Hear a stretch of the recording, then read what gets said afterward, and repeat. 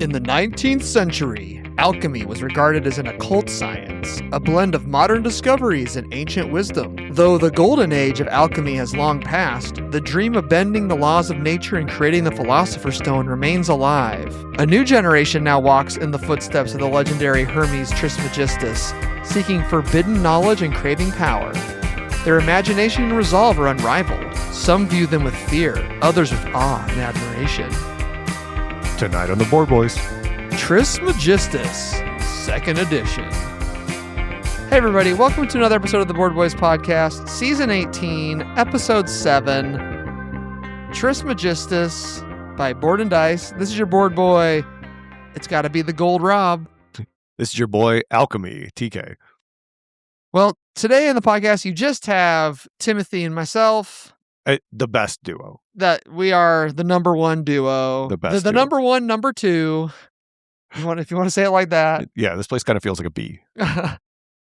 We decided to place, I just got the new Trismegistus Kickstarter in, and this is one of our favorites.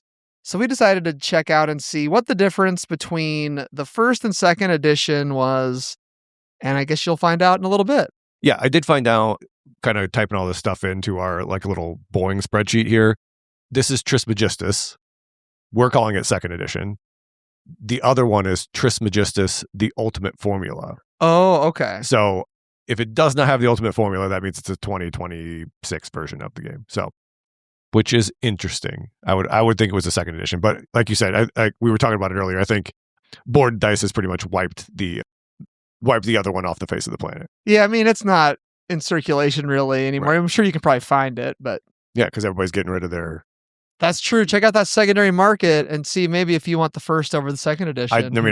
I saw one up used at Dungeons Gate. Oh, so there you go. Yeah, I mean, I'm pretty sure I gave the original like a 2.5 Boeing. The half Boeing that it lost probably was due to all the production badness. Yeah, I mean, I remember that was with Joe Roth. Yeah, so me and you gave it 2.5. Jake gave it a 2. Joe Roth gave it a 1.5. That sounds about right. Yeah, and yeah, we'll get into it, but the barrier to entry for someone that's played that game once is high. That is a true statement. All right, Rob, what have you been playing? I've actually played quite a few things. A couple I want to highlight. One is Flip 7 with a Vengeance. It is a Walmart exclusive, unfortunately. And the card stock is really bad, I think. So it's Walmart quality. Yeah, it's fine though. Like the game, I think I actually like better than Flip 7. It's kind of like any of the Uno ones where they just made it even meaner. But in a game like this, it feels like it actually gives you a little bit of agency to try to like hammer on the leader a little bit. And it's not like it stops the game from like ending or anything, but there is a variant in there that I think you should always play with, which is like the cutthroat variant, where you can actually affect people that have already passed out of the round. And the biggest differences are like, if you get the 0, you score 0 unless you get 7 cards flipped. There's also like a flip 4. So the 0 is bad. Yeah. Okay. You can flip 4 on somebody instead of flip 3. There's no second chances. There's like a bunch of negative numbers that you can hand out to people. There's actually like a divide by 2 card that you hand out to somebody. Anyway, like it's all just. So you can give someone a divide by 2. Yeah. That's pretty good. Yeah. It's cool. I think the With a Vengeance is a welcome addition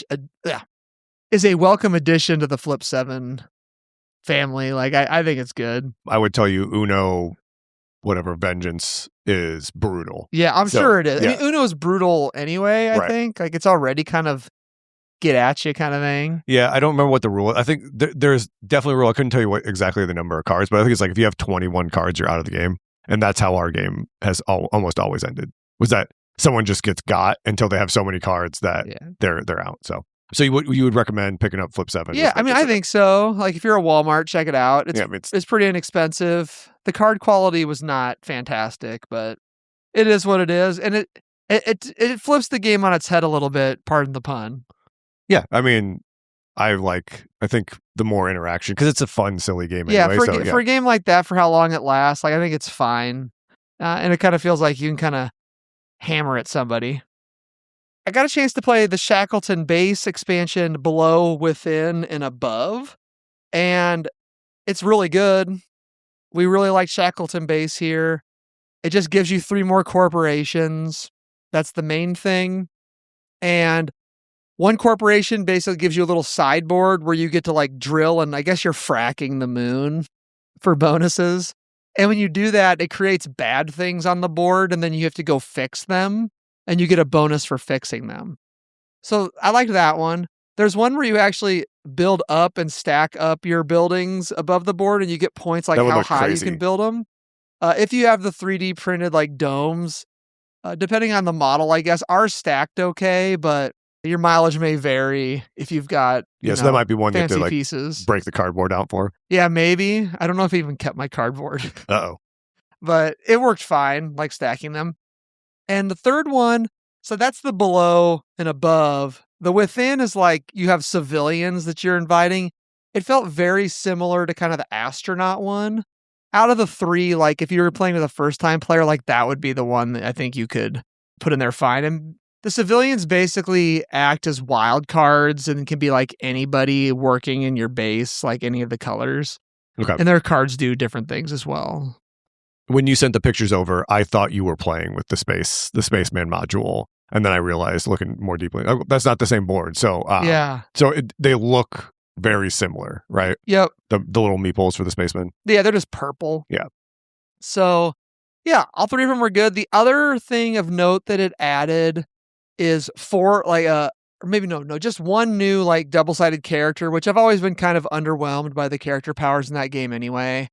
And then these tokens that you put on the score track, and when you get to them, you get a bone. You get to look through them and pick one. So I think it's like incentivizing you to maybe score points earlier during the game to get to those. So maybe like take those objectives earlier to kind of like boost your score. Because that game has a lot of end game scoring, but just kind of a benefit for scoring earlier in the game, I guess. Yeah, I wish those player powers were of note. It feels like they're not of note. Yeah. Especially like opening up, I want not the B side, but like the bottom part of the power where you have to build your big Mamba Jamba like thing. Like that's hard to do. Yeah. So then I don't know. It's not like in Marco Polo where you're like everyone felt broken. Right. You're like your guy can do that. Yeah. You know, that's how I like player powers. I do too. Yeah. But I highly recommend it. The downside is it's like a $50 expansion, which seems kind of high for an expansion, but it is what it is, I guess. It all fits in the base box, supposedly. So Ben got it all in there. Okay. Played a game of Tabannusi, Builders of Ur. This is an older T game by the same designer as we played today, Daniel Tassini. And I forgot how much I liked this one. I need to play it again pretty soon. But it has a unique thing where you have 2 workers on the board and you draft a dice, and based on the dice, you move your worker to that numbered location. And that is going to be where you take your next action. And you kind of go around the board doing that. And as dice empty, you trigger scorings in those areas. And you score in those areas by having built buildings and like parks next to the buildings and things like that.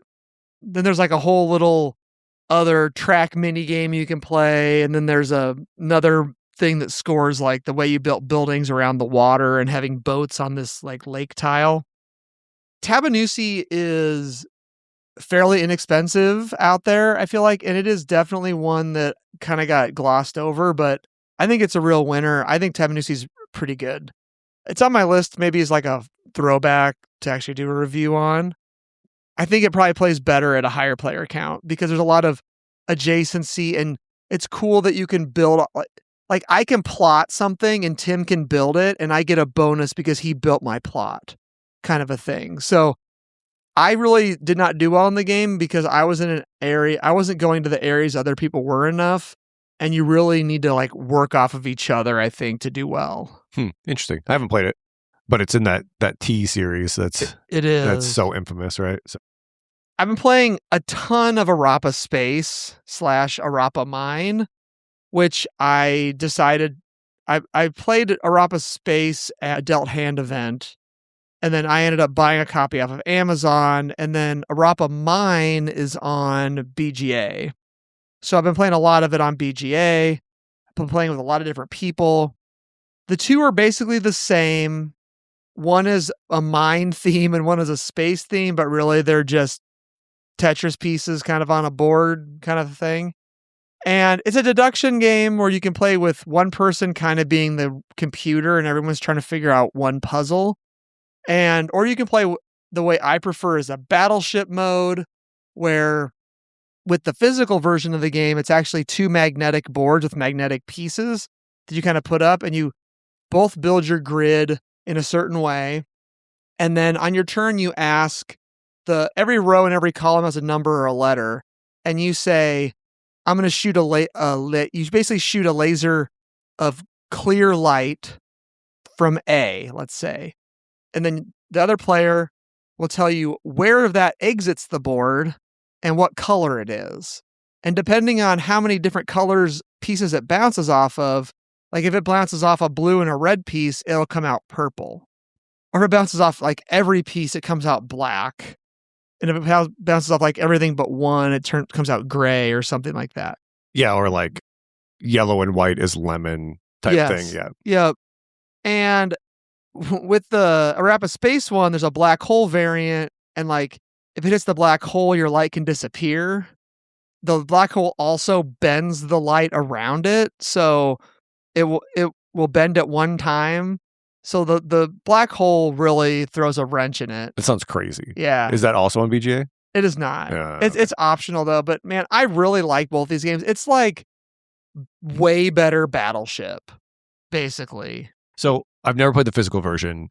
In BGA, you can like go back and look at your things. Is there a way to mark the ins and outs? You have a sheet of paper, Okay. so like you can kind of keep your own notes. I use a lot of the annotations they use on BGA because I think it makes sense. But you can also like there's like spots below that you can be like A arrow F and it came out, light blue or whatever. Okay. So you can keep those notes. And then it has little pieces, enough for 2 people anyway, to put your pieces on the board and kind of move them around as where you think things are. And then as soon as the other thing you can do is be like, hey, what color is A5? And they tell you what color is in that coordinate, which I think is like way less useful information. But maybe if you're trying to like laser it down at the very end to try to figure it out. And then optionally, you can guess on your turn. In Battleship mode, they say if you guess once, you're done and you lose.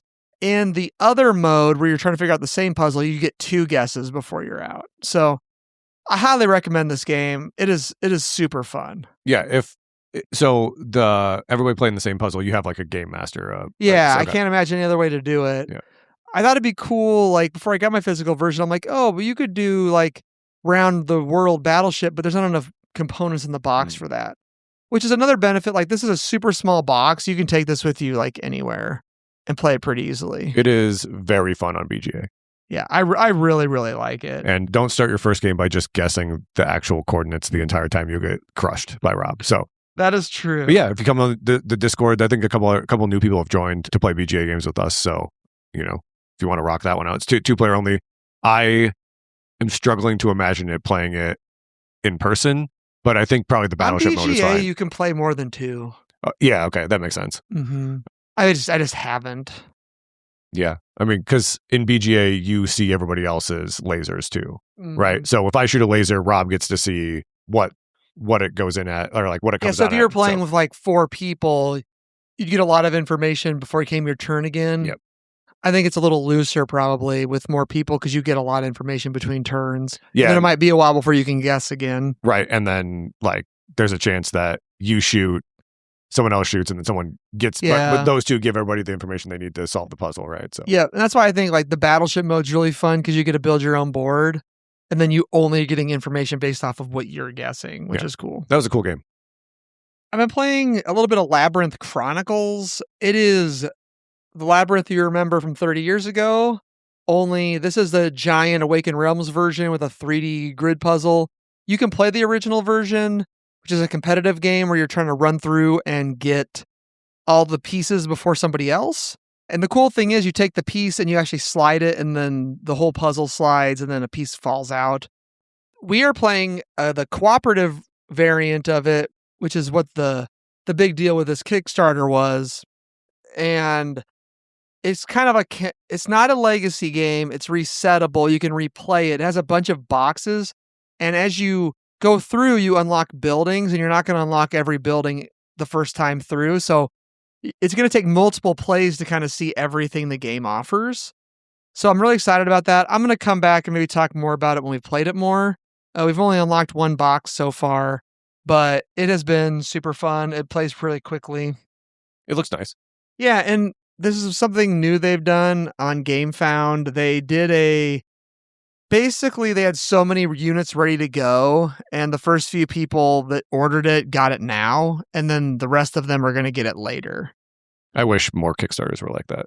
Yeah, like where they just had it ready to go. I mean, that's more like of a pre-order type system, which I know a lot of companies are using it for now. But I understand more companies should do things like that, I think.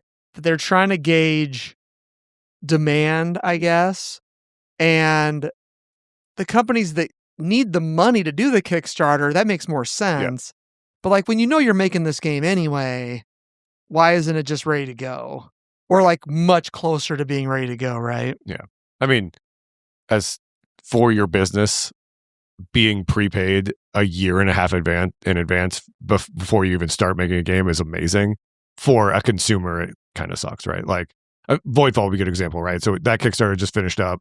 It is 18 months until that game comes back around. So if you don't have the base game, you're just waiting 18 months to get it, right? So it'd be nice for something like that to have something, in the hopper to then ship out, right? So I played a game of Dark Pact.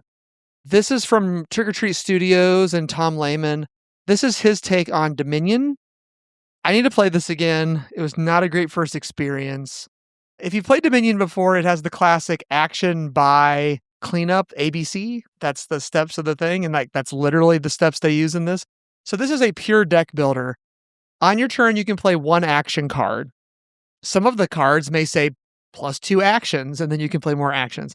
And in Dominion, that's what you do. You play those cards. They do things like give you more actions so you can play more cards. And then some of them will give you more buys so you can buy more things. And then you're eventually just trying to buy these endpoint cards. In this one, you're doing something similar, except for there's an exile area and a graveyard area that cards reference, and you can manipulate those things. Some of your cards are actions, some of your cards are money, some of your cards are cursed, which is not necessarily a bad thing. Some cards just reference that. The other difference is you can buy as many cards as you can afford. And at least from the starter game, you all start with these purple cards, which the name of that is escaping me right now. But you can buy more of them. And basically there's 13 different ways to win the game. And basically what you have to do is have that card in your hand and be able to do what it says. So mine was generate $40 in a turn, 40 unspent dollars. And once I played that was like a ongoing card. So once I played it once, it was in front of me forever. Some of them are instant. So you have to have it in your hand and the other stuff in your hand to do it at once. Now, how do you get that? There are ×2 and ×3 cards in there.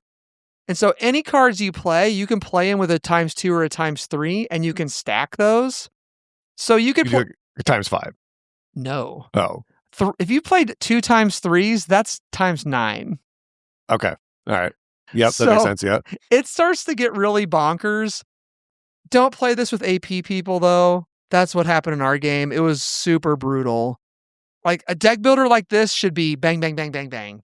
And there's no board really to mess with. You're just buying and playing cards, and that's it. It overstayed its welcome. I want to try it again. I always have liked deck building games. So this box has a super weird box size, too. It's strange. I hate that. Drives me nuts. Yeah. All right. I got one that I've been playing. I think I'm going to try to talk Rob into probably doing this as an episode, but we've been playing a ton of Amoebunnies. The Kickstarter came through. We did a stream of it, call it maybe a year ago, Rob, something like that. They sent us a review copy. Myself and my family, my 9-year-old mostly, I've been playing it. It's a asymmetric.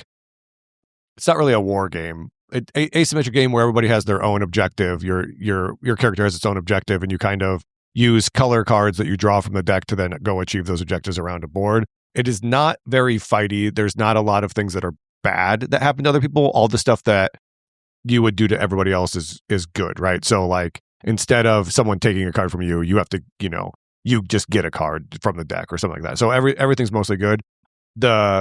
It probably plays in 2 players. It probably played in 15 to 20 minutes. 3 players was maybe 20 to 30 minutes. We played a 6-player game in probably 45 minutes, I would guess. It's been super fun. All the characters have been really fun. We played through most of the expansion, had 3 more characters, so there's 9 total. All of that fit in the regular box, so that was awesome. Yeah, the production's really good, and they all fit in those little, besides 2 of them are super tight. Yeah. There's like little tuck boxes. The little tuck boxes are cool, so you just kind of give everybody the thing. We've been playing it too. I really like it. I forgot how fast it is. Yes. Really, like you can just play it and then shuffle it up and play it again. Yeah, because on your turn, you basically move. You can do as many actions as you can and move as much as you want. And you're trying to achieve your goal, and your goals are generally pretty easy to like figure out. Yeah, some of the characters I think are a little more interesting with more players because there is quite a bit of player interaction or things you can do. I did realize I think I'd been playing the green guy wrong for a while. I didn't realize, or maybe I just forgot. I always thought the green one was really hard. And I don't think I'd ever been playing, because some of the cards are double-sided. I didn't play that you can move on both of those. Yeah. And we've been doing that now, and that seems like it is a lot better. Yeah, it makes it closer anyway. Yeah. So to kind of explain, you have these color cards in your hand. Sometimes there's basically 2 sides. There's a top and a bottom to it. Usually it's a color on top and a color on bottom. Sometimes they're the same color. So in Rob's case, if you were able to move on, the paths all have a color too. So if you're able to move on, 2 paths adjacent to each other that match your card, you can then do the thing twice is what they're talking about. So, but yeah, it's really cool. Like the cards match the board. There's interesting mechanics around, like there's, a bunch of different areas that are different colors and the cards match that. I can't say good enough things about this. It's been really fun. So did you get the special jellies? Yes. The special jellies are great. They're little squishy. Yeah, the little squishy ones. Yeah. Yep. So yeah, it's been really good. I think we should pop it on an episode maybe, or even a bonus episode with the kiddos and stuff too. So we'll probably do that'd be fun. I'm trying to remember if we did we just do a live stream? I thought we did an episode. I think it was just a live stream. Or a special one. Okay. Yeah. We've probably just talked about it a bunch, would be my guess, but we definitely should we could do like a special episode of that probably. Yeah. I want to talk about one more. The Lord of the Rings, The Two Towers, the trick-taking game. We've talked a lot about the Fellowship of the Ring, the trick-taking game. Very similar, has the same suits, except for there's no ring cards. Instead, there is a white tower and a black tower card. Whoever is the white tower is generally Aragorn. And Aragorn's main thing, and he's in most of these scenarios, is whoever has the white tower, which is Aragorn, and whoever has the black tower has to take the majority of the tricks together. That's Aragorn's thing. The problem is he doesn't always know who has the black tower. That alone makes this, I feel like, harder sometimes. There's also 3 orc cards, and if you ever have to lead an orc card, you lose the game as well. We played 4 or 5 of these. I would say when I started off, I felt like this game was maybe out of the gate harder than Fellowship of the Ring. I think now that we've got a little bit of the nuance down with it, maybe not. But there's definitely hit those missions where you're like, oh my gosh. And there's definitely been a couple of super fun missions so far. Nice. In the Two Towers lore, we're right about where we're getting it. I think we're about to get to Rohan. Okay. And like figure out Grim Tongue doing his evilly thing. So that's cool. Yeah. Is it as fun as the other one? It is. I think it is. It's different enough. Like those couple of things, like having to mess with the orc cards, and then the black and the black and the white tower automatically win the trick. So they're the trump, I guess, and they are not any suit. So if they're led, the next card that is led is actually the lead suit. But, and this has happened a few times, if the white and the black tower are in the same trick, they cancel each other out, and then the next card would win or whatever. Okay. Which is super important for a lot of these things where you have to take X number of tricks. Yeah. Yeah. So it's like you need those towers to win the tricks. We had a moment on Tuesday where I had 2 8s in my hand, and I had to play the right one. So then hopefully the next one was the correct suit. It was like one of those stand-up moments, and like I played the right one, and then like we all just had like a big cheer. Nice. That it was correctly played. So I assume there's going to be a third one. I think so. I mean, why not? I assume they've done well. Keep going. Yeah. You got to complete the trilogy. So, well, today on the podcast, we played Trismegistus. Just Trismegistus. Not the ultimate formula, just the regular one. Yep. It re-implements Trismegistus, the ultimate formula, according to the BGG thing. It is currently ranked 14,596th overall. It's a 7.2 on BGG. It came out in 2026. An alchemical competition full of dangerous experiments and arcane discoveries. It is 1 to 4 players, best at 2, 90 to 150 minutes, ages 14 plus, weight is 3.5 out of 5. The designers are Federico Perlazzoni and Daniele Tassini. The artists are a bunch of names I'm not going to try to pronounce. I am sorry, artists. And the publisher is Board and Dice. Tim, you want to tell us how we play Trismegistus? Oh, man, how do you not play Trismegistus? Okay, so in Trismegistus, you are drafting dice from a centralized board, and those dice have a couple of things to them. One being a symbol, which is kind of, I think this is generally dumbed down a little bit from the other game, but one being a symbol where you can get resources from. The next part of it is there's a color there.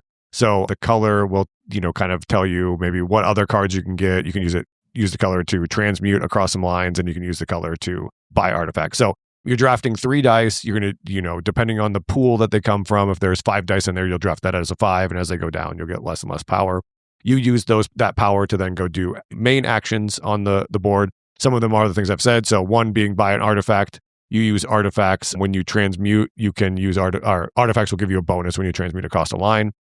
Next thing you do is transmute. So depending on the color, you can push a metal from one area to another along these lines on the board. So there's 3 colors: black, white, red. Red being kind of the highest, so black starts on the left, and then you can kind of move your metals all the way to the right. And then you can buy a card. So the main crux of the game is that you're using these metals, transmuting items to then fulfill contracts, essentially, which are these cards in 4 different elements. So water, air, earth, so mountains, and then fire. So you have those 4 things. And as you are kind of completing those cards, you're doing a bunch of little bonus actions in between. So you can move up tracks. There's a bunch of tracks in this game. You do that by transmuting and a couple other items. You can slot books into your library. When you complete one card of each color, you can slot a book. Then you can slot a different book by spending gold. And then there's all kinds of other bits and bobs and super nuggets and things like that to help you either juice your dice up or change the color of your dice or something like that, all in hopes of basically completing more and more cards. And as you run through each round, the artifacts and the contracts level up. So you start at like kind of a easy to do one, and then you move up into the harder ones, which are worth more points. So at the end of the game, you kind of score points for your cards. And then there's a whole nother sideboard where you start with basically 4, I'm going to say contracts, in which you will slot into your board 3 of the 4 of them, and then you'll score for that too. So with that said, we'll get a table and we'll be back.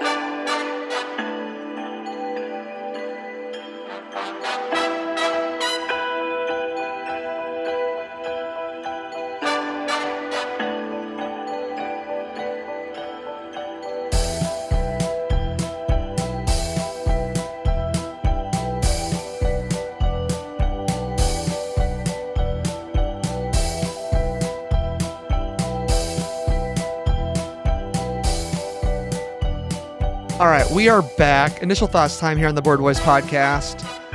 I've really, really liked Trismegistus, the first one. And so when they said they were going to redo it and they were asking for ideas, I actually threw a bunch of them their way in the Board and Dice Discord. And to note, they did all of them. Yeah, I mean, I basically designed this game. Yeah, it was for sure.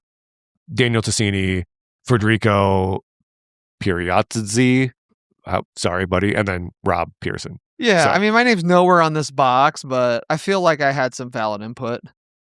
I mean, they fixed a lot of the things They did. that I had issues with, I think.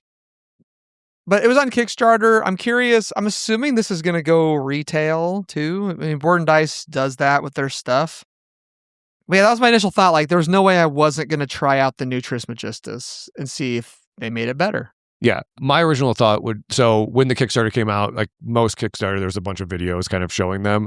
And my original thought was, yeah, I don't know if I like any of these changes. Like I was probably on the other side of the train. I mean, I will say when I looked at it, I had no idea what I was looking at because you we knew the original game, and so Right. when you looked at this one, you're like, "What is happening here?" Yeah, And I never really looked that close at it. did you but watch any of the gameplay videos or anything? So I Not did. Now really. I was like, yeah, I don't think I need this. Right. I have Trismegistus. I like that game a lot. I'll just leave it there. And my first playthrough, I think I was pleasantly surprised at the changes and how they affected the game. So Yeah. I think maybe this review is going to be a little different because we have already reviewed the main game. I would like to use some of this time to go over like the main differences, especially if people have played the old one. And someone on BGG actually has made a very good long, this was kind of during the Kickstarter time. So I'm kind of going to go through here just so I don't miss any of them because I think they've hit most of the good stuff. The first change is kind of the theme. You're no longer in like the Hellenistic Greek period, but we're kind of in some kind of steampunk setting in the 19th century now, and we're like we discovered Trismegistus's, like we're not his contemporaries anymore. We've like discovered his notes, and we're trying to kind of follow those and make some gold, I guess. the character art is a lot more like whimsical, I think, a little Yeah, bit. I mean, like, this game is far more colorful. Yeah. Just in general, I think. yeah, not so drab and gray floppy Yeah. hat. Yep. And then if you remember the Philosopher's Stone from your original player board, that is replaced with a bookshelf, essentially. And there's these book tokens that you can use. That's like one of my favorite parts of this game is unlocking those books. You can unlock one book each by playing the card of the color, and then you can unlock the other one with gold. That's the same as the original game. The books do not have instant bonuses on them, but they have ongoing effects, which makes doing more cards of that color cheaper and easier to do in the future. But it does give you bonuses when you complete a whole row or column in the bookshelf, and those are asymmetrical to your player board, which I think is cool, which is the same as kind of the first edition, right? If you noticed, we transmuted left to right instead of right to left on these boards, Tim. I did not notice that. I think wasn't that I know Jake hates that when it goes right to left instead of left to Oh right. yeah, so maybe so there's a bonus. Yeah, I didn't even Yep, couldn't even that is different from you go. didn't even tell. I did like how the tracks, which were normally like over on the right side, and then in the original game you could like mix up the tokens to like which track was with which one. Now the tracks, the elementary and mastery tracks were with the cards next to the symbols. So I think they were kind of split up, so you didn't have a bunch of tokens all in the same spot. I think I liked that. I liked how they did that and made that more compact. And I mean, even though this feels like it took up quite a bit of space still, because you don't have that giant main board with everything on there, like the main board on this game is much smaller than the original game. Yeah, and right? the tracks align with the dice, align with what the essence is, which is kind of the same as the other one graphically, but significantly more clear here around what it could be. I would say the biggest change in the game is they got rid of the reaction tokens, which in the main game, if somebody did something on their turn with the dice, you had these reaction tokens and you could get more of them and you could flip them back over to reuse them. But basically every round you could flip them and then do something with that dice based on what that person did, which was normally like get an essence or get a material. Transmute. That is gone, so they've nixed that complexity in the game. To fix that, though, I think they've put that in different spots. Like, when you take a dice now, you get a material of that type, which a lot of times you used dice to get the material anyway, so that was one thing. And then they also gave you this thing called a battery that is basically a free action every round that is a transmute, or flip an artifact back over. So that took care of one of those as well. Yeah, way better than the reaction. Like the battery is much stronger than a single reaction, I think is what I'm trying to say. I think I'm split on that change. Like, I thought reactions were cool. It kept you engaged during other people's turns, but it was also maybe too much. Yeah. Or like, oh, I forgot to do that. Let me react. It was maybe just too much. But I did think reactions were cool, but I think what they did to replace them was good. Yeah, and I have played a couple games of original Trismegistus where the reactions have made people AP a little bit more because the tokens are a little bit limited, and then you're trying to decide, do I want that red dice or something like that. So it can kind of tend to some AP, and on top of that, sometimes when you're on your turn and your turn is just get a medal, and then someone reacts with a transmute that does an artifact, like someone else can cause your turn to take an extra 5 to 10 minutes, which was fine, but like, which is a little bit weird in that someone could be reacting, then you gotta be like, okay, is everybody done reacting? All right, now move on to the next person. Yeah, So it just makes the game a little more multiplayer solitaire a little bit. Publications is the next big thing. Those are gone. Those were those cards that you scored at the end of the game that you were trying to get all those different elemental symbols for. Now they kind of give you that separate board that has an A and a B side, and they give you those 4 contracty type tokens. And whenever you complete a card or you get a new artifact, you cover up one of those symbols on that board. And there's the different spots have different multipliers on them. And so at the beginning of the game, you get an artifact and you cover one up, and then you're immediately going to put down something you're going to score at the end of the game. And those have to do with cards and artifacts and the tracks you're on. And there's 2 scoring things on each of them. And so some of them are like every card and then every yellow card. And so if you put that on the ×3 spot, every yellow card you do is essentially 6 points, if you've covered up all the symbols in that area. So instead of having to be like, oh man, how many things do I have? Like, you're constantly counting your publications and how many symbols and things you have that board, you know what you're scoring, you know what you have to do. And some of them are like the question marks, so like you could put anything on that. I thought that was great. Like, I think that's like that new board is way better than the publication thing. Yeah, I think it's a great change. It was way easier to get the symbols than I thought was going to happen. And I think you probably ended up with this, like when you maxed the track, you got that symbol too in the original one. But that felt really good in that, like, you could max a track and then get that last symbol that you wanted. There was some, we definitely played on the easier side of that board. There's you flip it over, it has the B side has less wild and has, I think the one of the 3x1 is 6 instead of 5. You have to put 6 discs instead of 5 on there and stuff. So, but I think that was a great change. It got rid of a second deck of cards that was on the board, which is a little awkward. Yeah, it got rid of a whole component, basically. Yeah. I added another one, but like... Yeah, but that one let you kind of track your progress. Right. And I would say the publications, I believe you would always draw 2, discard 1. Yeah, so that's another decision point. You would get them from your Philosopher's Stone. And sometimes you would draw 2 that were just like, yeah, I can't do either of these. With this now, you have 4 at the beginning. Yeah. You know exactly what they are. They're not going to change. You can always go for it. Whereas, like, sometimes with the other one, you would get them at the end in Act 3, and it's like, I drew 2. Hopefully that one will work with me. And you have the symbols for it, and like, some of the symbols were hard. Yeah. So I like this way better. I think it's a very, very nice change. Yeah. Probably my favorite change, actually.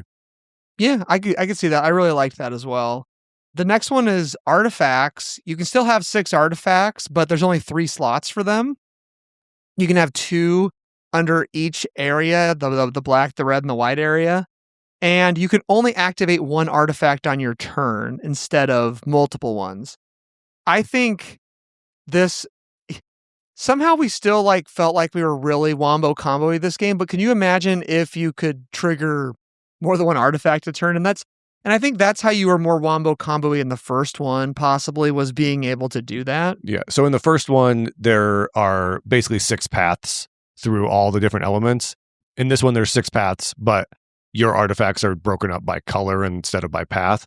So, like, if you're moving from, tin to whatever, in the original one, there would be 1 artifact there. Now there's 2, or between tin and the next one and the next one and the next one, right? So it gives you a little bit more agency there. I didn't really think about it, but like, it makes sense that you can only cross 1 because that's what you could do in the other one too. But except for if you went up 2 levels, you would be able to do 2. Right. Or if you did a black and a red, you'd be able to do both of them. Yeah. So if you comboed into that or whatever. So, I think I like the placement of the artifacts on this one just because it felt like artifacts felt they're expensive anyway, but they feel even better because I feel like you can maybe activate them all easier because you only have 3 levels that you're working with and not having 6 different spots. Correct. Yeah. Yeah. Like the one between silver and gold in the old game, you probably didn't hit it very much because that's really hard to transmute across. Whereas this one, the red is not as bad. I would also say the new artifacts, there is a there's a wild. Like some of the artifacts are wild, Yeah. so they can count for any of the symbols as you slot those discs into your board, which I thought was, and scoring, I guess, which I thought was a really good change. Instead of having the other artifacts had 2 symbols on them sometimes, like double fire, Right. Yep. double mountain. Yeah, that's right. Which in this one, I think the wild is better in that I definitely remember sometimes in the other one you were looking for certain symbols, and sometimes those artifacts just never came out. That's true. Another change I like is you get a material when you choose a die, which I think was to help with the fact that you couldn't react and get that, because a lot of times I would react and get it. So you're essentially getting 9 more materials over the entire game that you just didn't get by default before. So I thought that was pretty solid. That's a solid change. And in this game, it definitely helped me out because one of the materials is mercury or whatever that you can use to transmute with. So that was definitely helpful. Where if you took that dice, you got that thing that you can go transmute right away and then bump the track and then complete a card or something. So yeah, in this one, and specifically, I can't remember exactly how the symbols worked in the old one, but in this one, there's a symbol that is get an essence, and it's specifically only an essence. Even though in the original game, mercury was also an essence, you can only ever get mercury through gaining a material. You never can get it from that the diamond essence shape icon. Yeah, which in the original game, it was usually so it would show each of the 4 symbols. So you could either get the one, or when it was wild, it was all 4 of them. So then you could get a mercury. So that's definitely a change there. So, which I didn't find. I think you found it harder to get that to move up that track. In my setup, I felt like I had to specifically try to do that. Yeah, and I ended up getting a bunch of them from like completing cards and stuff, which helped, or taking that dice.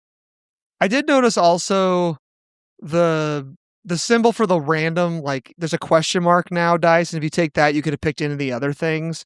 And then there was, I think it was lead, let you take any of the 3 symbols, and I think that was kind of a different change too. Yeah, there was definitely one dice on the board that you could take any essence from. And maybe that's the same then. I don't remember which one it was, but I might be misremembering then. Yeah. They introduced player powers in this one, which there's a little mini expansion for the first Trismegistus, but I like how this one, they're dual layer player boards, which I think are great, and your little token actually slots in, and so you can slot your little power into your board, and there's an A and B side on each of them, so I think there's way more player powers in this game than the original Trismegistus expansion, so none of them were like super wow to me, but I mean, kind of like Shackleton base. But I definitely used mine quite a bit. Mine gave me tons and tons of essences. So I thought that was actually pretty cool. Yeah, I liked them. I thought they were interesting. The double-sided ones, I think, is a good change. We flipped through some of the ones we didn't play with tonight, and there were some in there that were really cool. And I think you probably build your game around it a little bit. They changed the mastery rewards on the track. In the base game, you put those tiles out, and the first one there got that particular tile. Now, whenever you get to level 4 of any of them, you take one of these level 4 tiles.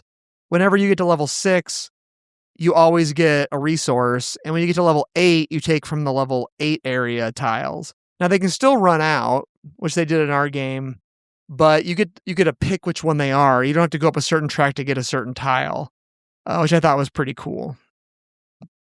We already talked about batteries. I think batteries brand new. I guess we could talk about, there's modules in this game. We played with absolutely everything. There was a familiar expansion that we played with as well. I'm going to talk about the battery module right now. I would 100% always play with it. I agree. In the regular game, you'd only ever be able to have your original 1 battery. In the module, there are extra experiments you can put in the decks. And when you do the experiment, it will let you get another battery, and you can have up to 3 total batteries during the game. And these other batteries do all kinds of stuff, and there's always 2 different ones you can pick from. I really, really liked the batteries, and I think the module for them is a no-brainer to just always include. They weren't hard to like. The symbology is good. Yeah. The actions on them is really good. They kind of take, like you said, take place through the reactions. I think they're fantastic. They're so cool. Yeah, it took a hot minute, but I really think the iconography in this one is a lot better than the original one. There's still some things to think about, but I do like how they made silver and gold a different symbol. So it's a circle. So, silver and gold is different than the refined, which is hexagon in this one, and then the unrefined, which is a square. And those are the 3 different symbols. And then when you see the diamond symbol, that always just means the essence. And then there's the kind of circular-y symbol that just means track bumps. So I think those are all fairly easy to figure out. Yeah, and while we're on kind of iconography changes, the board change and everything, it's just a lot. It feels a lot more purposeful, if that makes sense. Whereas the old board, there was a lot of like chalk dust and, symbol drawings and things like, everything was in like a little book or whatever. Like this one was a lot more direct, I think, which for me was a better change. On the downside, we kind of mix the pros and cons in here. On the downside, I still think they missed a few things in the rule book. There's a couple of symbols that you still kind of got to figure out or like combo them together with like other things in the book. And there's just some things that we kind of assumed that's how that would work because that's how it worked in the old one, or it just made the most sense. Yeah. A good example would be, so when you discard the cards in the old one, you would basically discard the left one, move the right one to the left, and that would stick around for the next phase. And then you would add, kind of level 2s back in there or whatever. Well, in this one, you discard half the cards and it says the right. And the question is it the right 3 cards? Or is it the right card of each of the 2 or the 3 colors? So, there's 2 red, 2 white, 2 black. Is it the right card of each of those? Because that's what it's like in the I think it meant the right 3 total cards, but I think what we did makes way more sense. Right. Like take one of each color. Correct. Yeah. One of each color goes out of the game. One of each color stays in the game for the next round. You end up seeing more cards in this game. But like just little distinctions like that. And I would say, man, like, I don't know why every rule book just doesn't have every artifact and every card. An appendix. An appendix with all of them are numbered. And it just tells you exactly what it is. I just find that in those rule books to just be so much more impactful to the game instead of being like, well, here's on the back, here's all your symbols. And then some of the artifacts have a symbol that combines 2 things. And you're like, okay, well, it's this symbol and this symbol. So we have to read both of those together. And it means this, right? So. I mean, to be fair, it has everything in there but the artifacts and the experiments. It has the characters and like some of the module things. So it does have some stuff in the back, but there's not that many artifacts that it could have just shown all those. Right. And there are a lot of experiment cards, I guess, but I think those are decently self-explanatory, but for the most part, there's a couple though that were kind of weird. Yeah. And yeah, I just think I know why they did it in this game, because they're just like, well, we just use here's our 20 different symbols, and then we mix and match them into all the different things. And, right. But there were a couple that were like, there's a couple that weren't even on the back. Right. 2 symbols were like combined on top of each other a little bit. Like there was that one that was the track with the down arrow in the middle, which fairly confident that means bump your lowest track, because that's what it means in most games. But in the original game, there was ones where you bumped up a track and bumped down a track. Right. But in that one, you got to bump multiple tracks and you went down one. It would feel pretty bad if you went up one, down one in this one. So there was a big change in this game where they took the ability silver. You used to be able to spend that for mastery track reduction. So in a game, you might have to be like at level 6 on the blue track to be able to play a card. Like that's part of the requirement of the card. And you could spend silver to not worry about one level of that. Well, in this, silver does not do anything. So that simplifies that. Silver is meant for requirements to pay for the cards. That's it. Well, and to upgrade it to gold eventually. So they introduced this token called the Aqua Regia, and it's basically kind of like the Chameleon token from the first game, except for instead of being able to change the color and the symbol, you have to pick which one. And then its other option is you can spend as many of them as you want to lower the mastery requirement when you fulfill a card. So that's kind of where they moved the silver thing to. Real quick to kind of weave this in, I found the mastery requirements of the cards to be way less something I was shooting for in this game. And maybe it's because I bumped a bunch of tracks. I had some artifacts that got to do that. But there was way more wobble into being able to lower that requirement on the cards. And I felt like the cards didn't have as much, because there is no master experiment, right? Right. I mean, The master one though was at like the level 3 level, kind of like I don't know if there was any harder than that. Yeah, 8, 9, 10, I think was the top ones or whatever, maybe. But I felt like it was way less impactful. I played my game less around that than I just remember in Trismegistus. I mean, you were way up those tracks. I was though, also, too. yeah, that's true. Yeah. I mean, I got up quite a bit on them, but you really hammered up on the tracks, and that's just through the artifacts you had, I think. But it did feel like there was a lot of ways to bump up the tracks, which I always like a good track bump. And I'm going to combo that a little bit. Like, I think we got essences quite a bit more than maybe we did.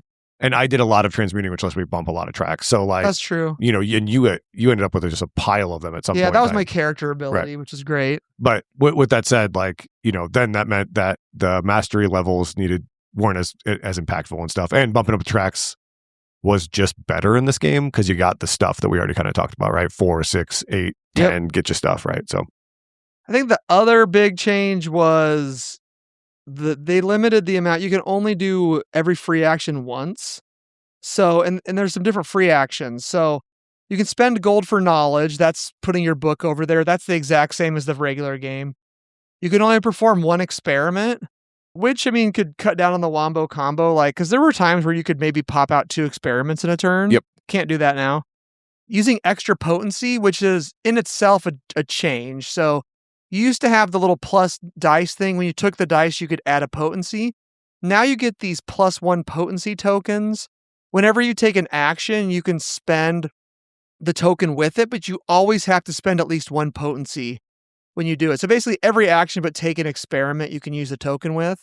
And so if you slow roll your turns, you could, you know, transmute 1, spend a token to do a second one, next turn do the same thing, you know, and spread that stuff out if you wanted to. Yeah, because I believe since you did it like when you took it, you could only ever max them out at 5 in the other game, right? So here you could take a dice at 5 and then spend that every turn to like lower the cost of your action by 1. So you could spend a bunch of those. So your dice could be a 7, 8, or 9 once you're all done with all your turns, right?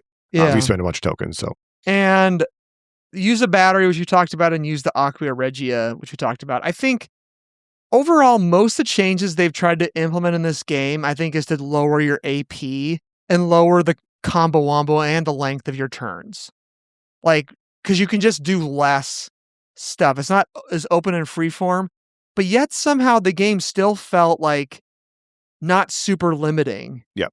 Like, I don't know, it overall just felt good. Like, the amount of stuff you could do. I didn't feel like I got to do everything I wanted to do. Like, I definitely fell short of some goals I had, but I definitely did a bunch. Yeah, and you still feel like you have combo wombo, which I think for me is like at the heart of what this game was originally, was that like you could just combo a bunch of stuff and get some other things, and it like you would just take turns that felt really good. That still absolutely happens. So I think it was a good change in that it's easier to look at and figure out what you're doing and how the metals move, and on top of that, you still get to keep some of the, you know, cool, fun turns that you get to take. We kind of talked about it before, but the Philosopher's Stone versus the bookshelf, it essentially functions the same way, except for the books do not have actions you get to take to flip over and get a bonus thing. So you don't get that. You still could do the gold, and you still buy them with gold, and you still get them with the first colored experiment you do. And then the bonuses, I think, are similar. You get one of them lowers the mastery requirement by 1 of that color, and 1 lowers one of the resource costs. One thing I wish it would have done is it has this gray circle symbol. It should have just been the color of the card underneath there. I don't know why they didn't do that, because it doesn't lower the mastery for everything. It's just the color of the book that you took off. Right. Which I thought was kind of goofy that they did it in that way. And I don't remember enough about the old game. I thought when you took the little piece off for the Philosopher's Stone, you got a discount of 1, not off the mastery track. You had to spend silver to do that. So maybe that's they combo those together. But it could have been that you got, you know, your first one was mastery, their second one was a discount. But I'm pretty sure you got, like, if you got both of them off, you could get a 2 discount on fulfilling the card. I think it was resources. 2 resources, right? Whereas this one is you get a mastery track, and you can only ever discount one resource. Yeah, I think that's true. The other thing, going into that, in the original game, you could only do 7 of your 8 total tiles. Here you could do 7 of 8 of your books. But there's a module that we played with. The other module that I really liked was like the advanced mastery board, which basically it was a shared board. And if you'd already covered up all the colors of a certain color, you could put your token on this board. And when you did that, there was like 4 different bonuses, like getting materials and getting the +1 tokens, and maybe like, I can't remember what the other ones were, but 4 different bonuses. It was just nice to be able to be like, oh, if I do that, I could get that thing I need. Yeah, I think one was a transmute. I think one was maybe draw a card. I didn't really do that one.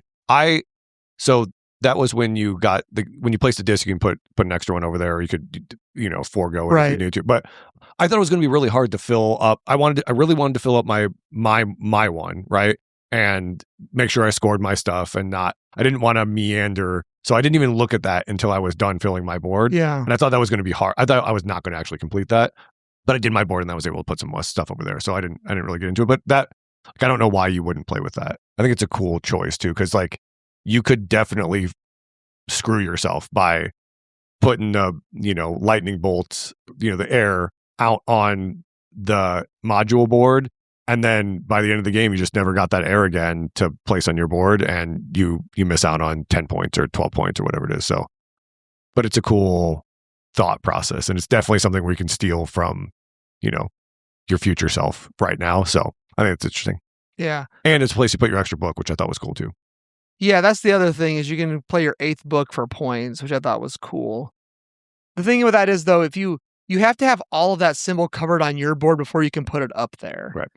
You can ignore the question marks, but in that case, you can't score 1 point for not being able to play stuff, because I don't know if they'd ever fill everything out and run out of space up there. Maybe like in a 4-player game, maybe? Yeah, probably. Does it flip over or anything with 4-player game? Because there's just 8 spots up there. No, there's nothing on the other side. Another module we played with were the events. Basically, every round you flip up a thing and it goes with one of the symbols. And if you take if you take one of those dice, you get to do the benefit that's on there. Another no-brainer kind of fun thing that just makes some things better than others, or like just one more thing to take into account when taking something. I liked that little module as well. I liked it a lot. None of them were crazy. It was like get an extra essence, or the lead one was like, instead of getting 1 lead when you take a dice, you get 2, right? Correct. Not like the end of the world, but also lets you make a bigger choice when you select the dice, which is where you make a lot of your decisions. So the last thing was the familiar expansion, which this one basically, it had an extra little board where we had to track our total potency we took in a round, and whoever took the most potency to the least took the worst to the nicest kind of familiar. And depending on the color of dice you took, that's the zone it would go into for the transmutation. And they all started on a malevolent side, which if you transmuted over that area, you had to pay a thing or you couldn't do it. But as a free action, you could spend resources that were on the thing to flip it over to its good side. And then when you transmuted over that space, you got the good thing. This was the one thing where I was kind of like, I don't know that I need to play with this, really. Yeah. Transmuting sometimes is hard anyway. Yeah, I never really felt constrained by that, but I definitely wasn't wowed by what they did, I guess. I had one that was spend a gold. That's brutal. Yeah, or not use your artifacts in that column, which was also pretty brutal. Yeah. Yeah, I think it was more to pay attention to. There was, a point where it was like, oh, Rob, you took a dice. What power was it? You have to pay attention to that, make sure you move it up correctly. It was interesting. I don't think it needs... Maybe I played the game a bunch, and I was like, oh, let's throw it in this time or something. Or with a bunch of people that played a bunch. Because, it's definitely something you have to work around on your board or figure out how to kind of deal with, which for a new player, it's a lot anyway. Yeah. Whereas some of the other modules are so easy to put out there that it's like... And even this one wasn't that bad. The good thing about all of this, and sometimes I kind of get module fatigue in a game, but all of these things could have just been part of the game and been okay. Like none of them I think are overly crazy or add a lot of rules overhead or anything. So much so that I think that all the base game modules, I think I'm just always going to play with them all. Right, and the animals was an actual expansion, and it's in Correct. a separate box. Yeah, they came in a separate box. So some of the other things are experiments are scored during the game now, and there's no score tracker. It's little wheels on your player board, which at first I was like, I don't really like this. And then after a while, I'm like, it's fine. Like the wheels are loosening up a little bit. Yeah, they were hard to turn at first. It's a little bit weird. I would say like they're right in the middle of where you fold the board. So, and I wish where the metals are at was dual layered too, because I did find that like as you're trying to turn them and they're a little hard to turn, you might slide your board around, which is kind of impactful in this game, right? Where your metals are at. Yeah. So, and the other thing is when you fold them together, where the little like clips hold the dials in, they like butt up to each other, so they make the player board not fold flat.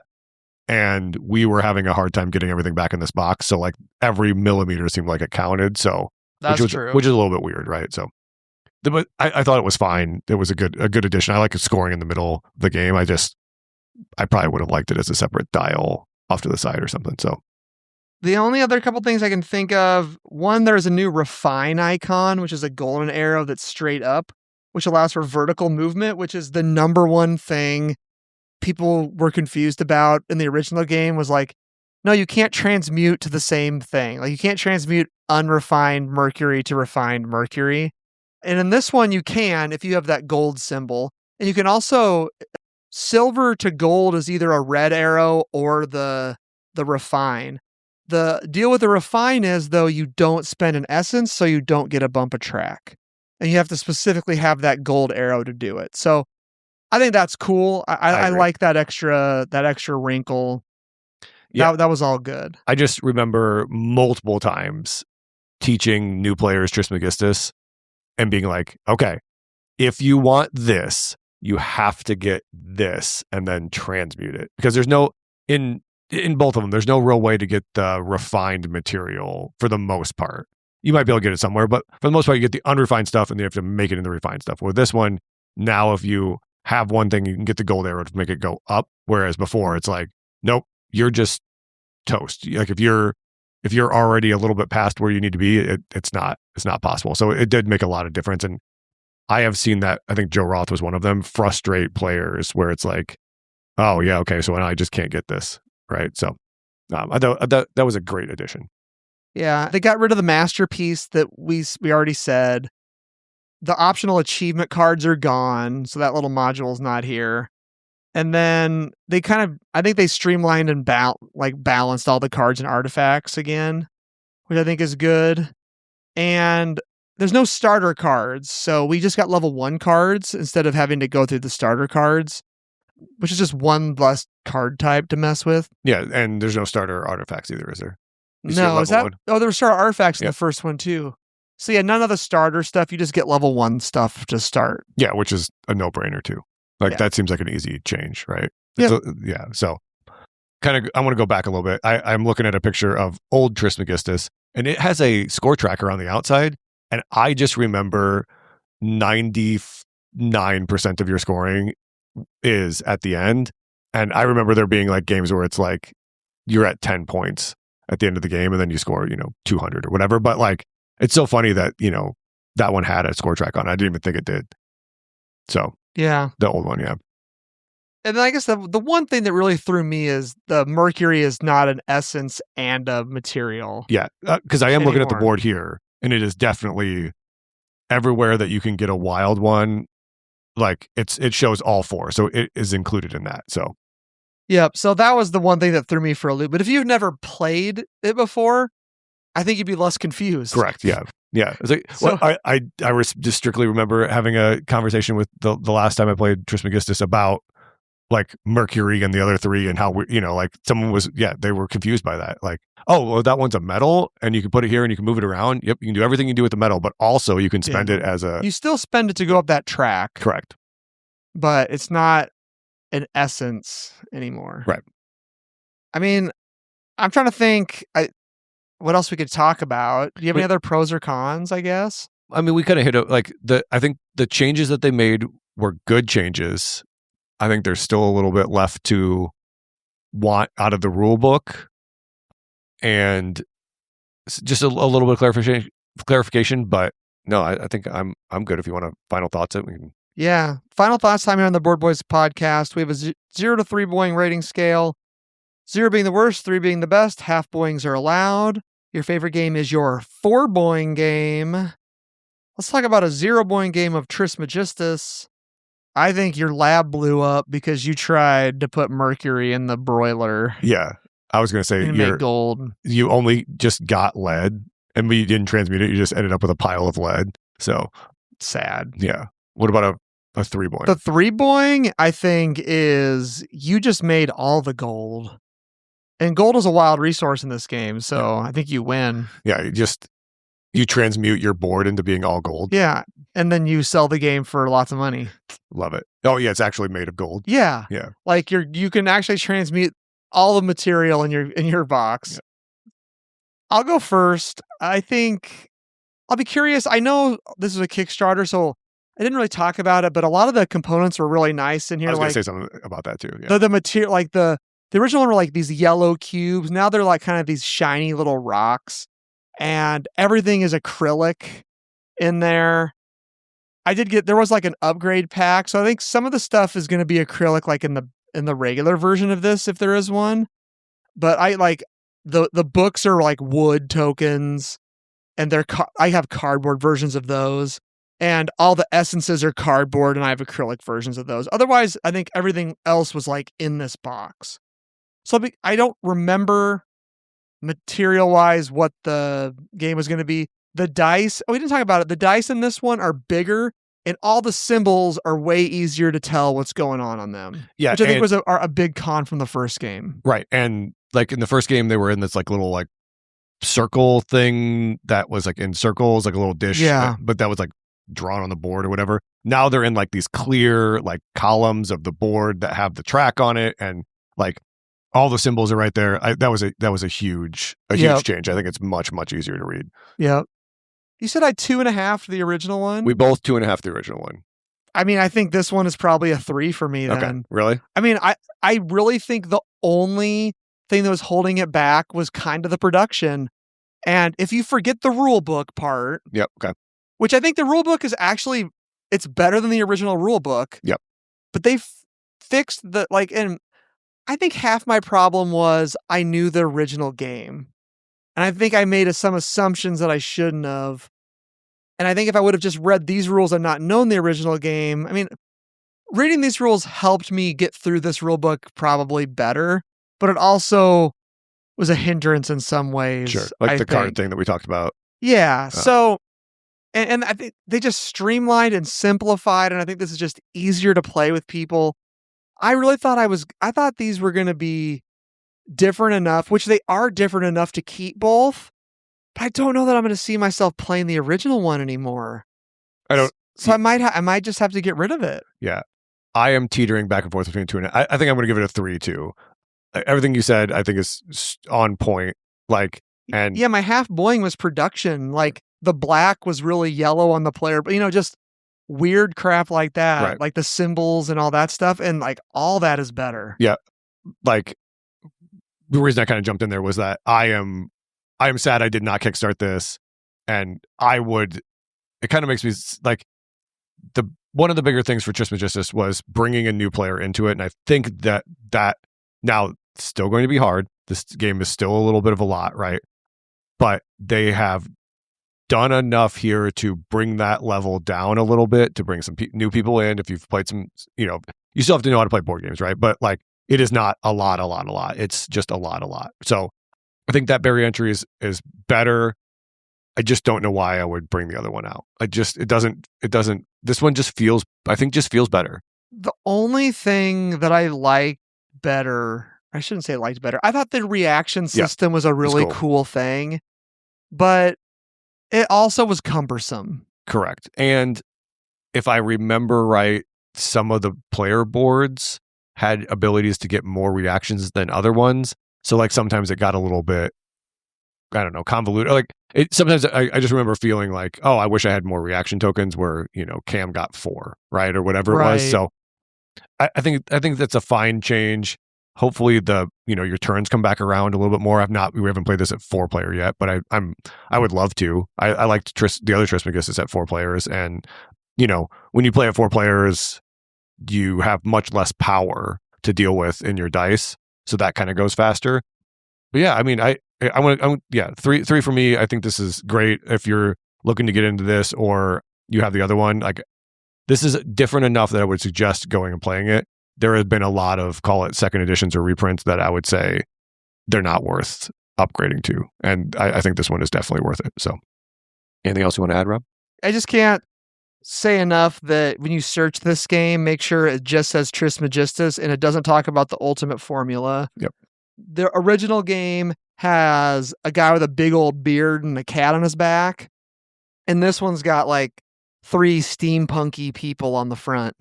So that's the biggest thing, is because the name is very similar. I mean, they simplified the name even, right. Streamlined the name on this one. So, and it does look like, I mean, I thought maybe it was still easy to get.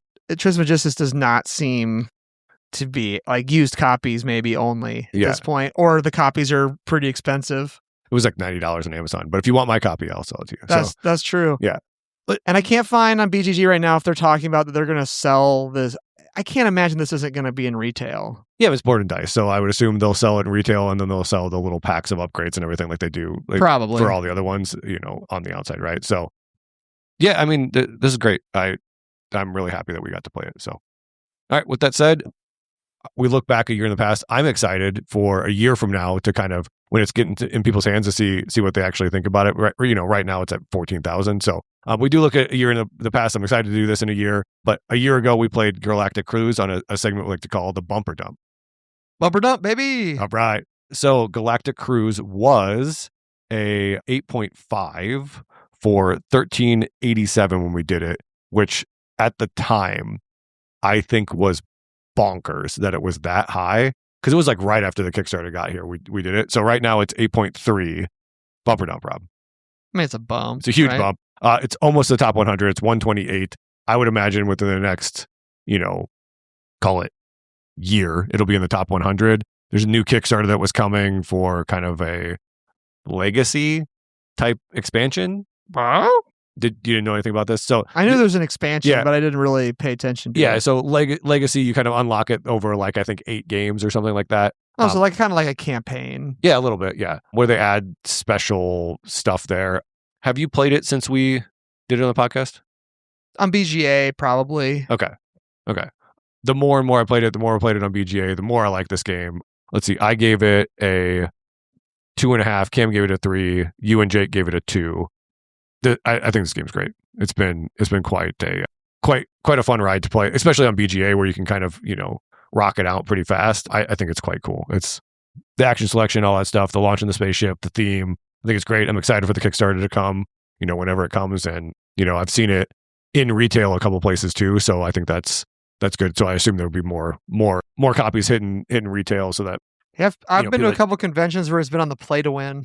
Yeah, that's awesome. Shelf, and for being the first game from a small publisher that maybe got, I think there was another, like somebody jumped in there and helped them kind of print it. But like, I think it's really cool to see that happened, that 3 dudes kickstarted a game and now it's in, almost the top 100. So for sure. All right. If you'd like to give us some feedback, you can do so on our Bumper Dump through our Board Game Geek Guild. You can find that there, and through our website you can find it. So BJ from Board Game Gumbo says he likes to call this one Disney Space Cruise. He just loves the theme. By the way, sign me up for the next Disney cruise to Mars or the moon. I would agree with that. That'd be awesome, right? Like Mickey Mouse and the moon. Unfortunately, Rob taught me Shackleton base, and for some reason, probably because of the varied corporation setup, I would just rather play Shackleton base over Disney Space Cruise. But I played it once live and twice on BGA now, and even though I'm terrible at it, I will give it 2 1/3 enthusiastic points. Doug says he needs to play it again soon. It's such a great game, one of my favorites. He doesn't understand how boings work, but he's going to give it a thumbs up. And then Ryan says, great game, cool mechanisms, but it's missing a bit of tension that I enjoy in Lacerdas and other heavy games. It's still a good game, and that is well polished, so 2 boings. Jeremy Dobler Recently heard someone describe this game, among others, as an overly complex mismatch of mechanisms to disguise a poorly developed but overproduced game. Needless to say, they are insane. And what this game is a love letter to Lacerda games. It's effectively a worker placement game where you're trying to build down a fleet of ships and send them on cruises and take them on various types of passages to score victory points. Fantastic game, and our group is very excited for the Legacy expansion they recently crowdfunded, which is what we talked about. Yeah, that's like sums it up. It's like one of my favorite Lacerda games. I would agree. Even though I know it's not a Lacerda, but it's definitely in that style. And so it's not as convoluted as a Lacerda in my mind. Or it's on the level of like the Lacerda I like. Yeah. Yeah, like Speakeasy or Kanban or Escape Plans. Probably Escape Plans doesn't quite. Yeah. Kanban is a lot more similar. Still need to play Kanban. Okay. Well, Kanban, you have to do this thing and you got to get cars and you got to push them through. Yeah, and this kind of has that same feel. I would say, if I remember Kanban right, you have to do them in a certain order a little bit. Whereas this one, the end goal of launching your cruise ship is still there, right? Making a car. But you don't have to get fuel, then build the module, then launch the ship. Whereas I think Kanban, you kind of have to do them a little bit in order. This one, you can kind of do them however you want and then launch the thing. Mm-hmm. So, all right, Ben R., there's a lot of cool stuff going on in this one. There's usually multiple ways to solve every problem you encounter, and you have to have meaningful choices to make on every turn. There are multiple paths to victory and multiple ways to disrupt your opponent's plans or even help them. I really enjoyed this one. I'll be happy to play it again. 3 Boings. Chris Yee, of any game that's come out in the last few years, this is where I spend my 4 Boing chip.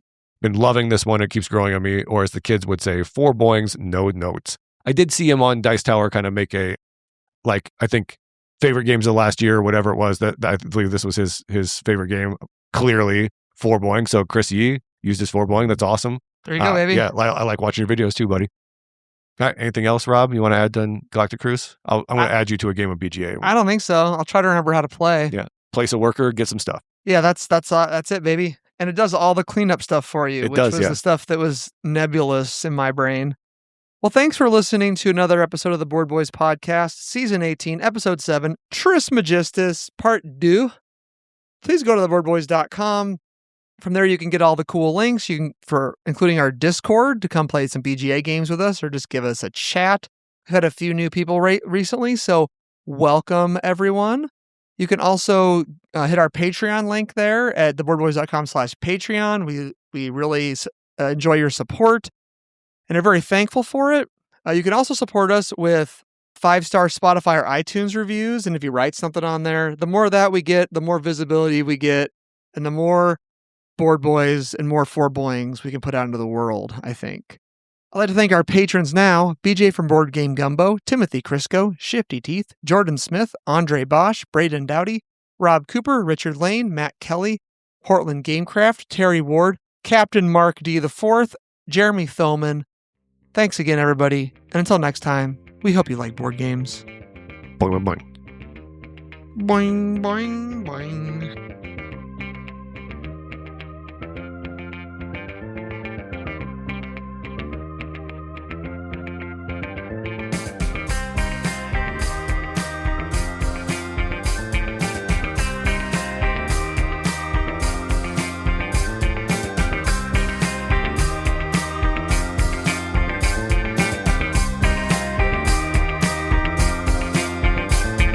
This is me and all the things. Check. Did you see the end of the Duke, North Carolina, or the Duke UConn game? It was on. We were eating, and I missed the actual play. But I watched the replay. I was driving. Watch the replay. But man, what a flub! Yeah, I mean, you just got to hold on to the ball, man. Yeah, get fouled or what? Yeah, whatever it is, right? Yeah. Take the 10-second penalty. I don't know. Exactly. But yeah, it was rough. That is true. All right. Are we ready to go? Give me I mean, if you want. This is the one we just played. All right. Hold on. Buddy, we're going to record here unless you need something. You good? Choo choo choo. Chitty choo choo. Yeah, I mean, we're good whenever. Okay. You're going to do the intro. Yeah. So I'm still getting all this stuff typed in. So we'll get a table and we'll be back. Michael. You shit. I thought that was to play with.